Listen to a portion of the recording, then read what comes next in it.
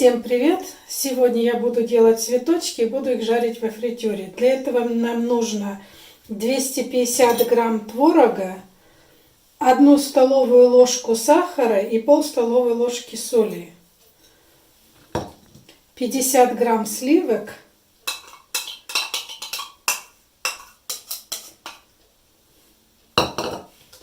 одно яйцо. И это все нужно размешать. Вот я хорошо все перемешала. Сюда добавляем 1 пакетик 15 грамм разрыхлителя и вот такую маленькую щепотку соды.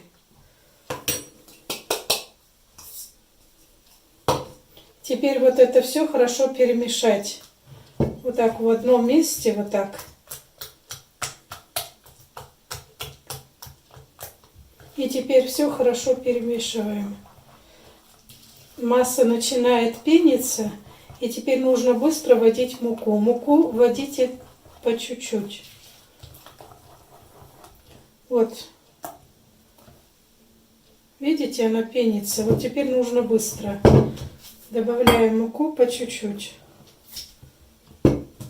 И замешиваем тесто. С добавлением щепотки соды тесто лучше. Несмотря на то, что разрыхлитель это и есть сода, крахмал, что там еще, мука. Несмотря на это, все равно щепотка соды, от щепотки соды тесто становится лучше, намного лучше. Вот у меня ушло 350 грамм муки. Но у меня творог очень-очень мягкий, поэтому у меня столько муки ушло. Если у вас творог другой, значит у вас меньше муки будет.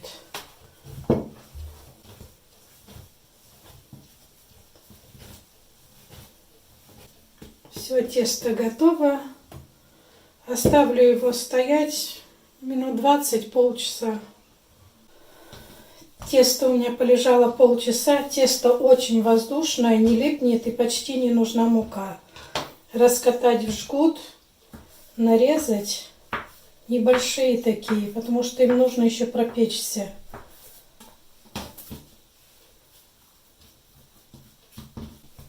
Теперь каждую лепешечку нужно раскатать.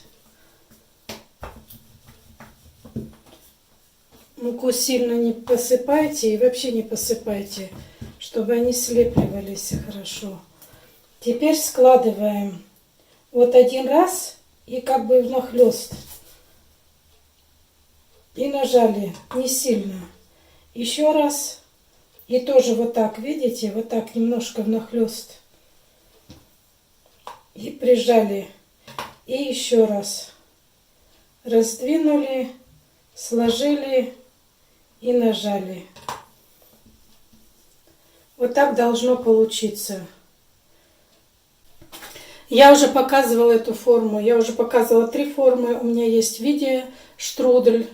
Там 3 формы. Но для жарки во фритюре, как пирожки, как кребель, только вот эта форма подходит. Другие формы деформируются. Это тоже может чуть-чуть, но в основном вот это самая хорошая форма. Другие не подходят ни для жарки, ни для выпечки в духовке. И эта форма для выпечки в духовке не подходит. Даже не пробуйте. Они разойдутся только во фритюре и только в штруделе. Снова складываете вот так вот, видите, немножко внахлёст. Чтобы они, если даже разойдутся, они вот тут вот слепятся, они так сильно не разойдутся. Теперь с этой стороны также нажимаем.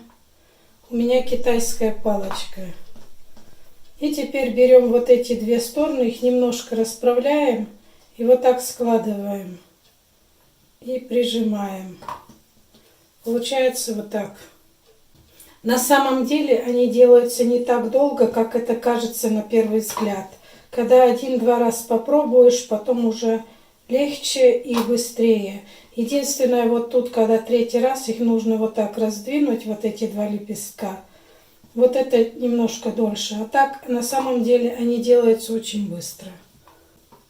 И если не хотите на каждый день, то можно просто, когда вот так вот кого-нибудь гостей встречаете, можно это сделать.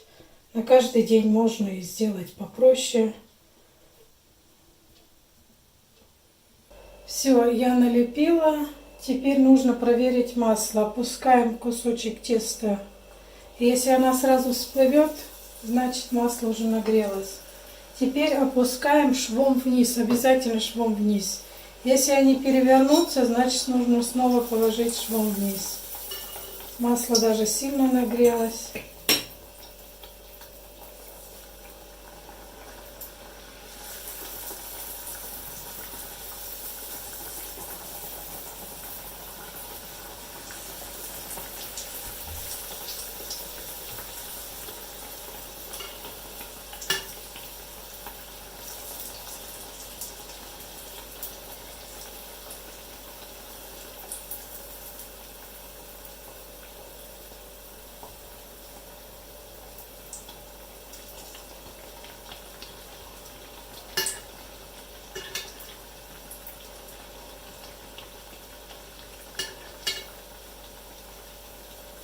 Все, выкладываем на салфетку.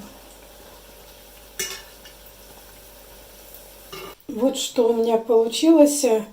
Жарить их можно посветлее, потемнее, кто как любит. Еще раз покажу их в разломе.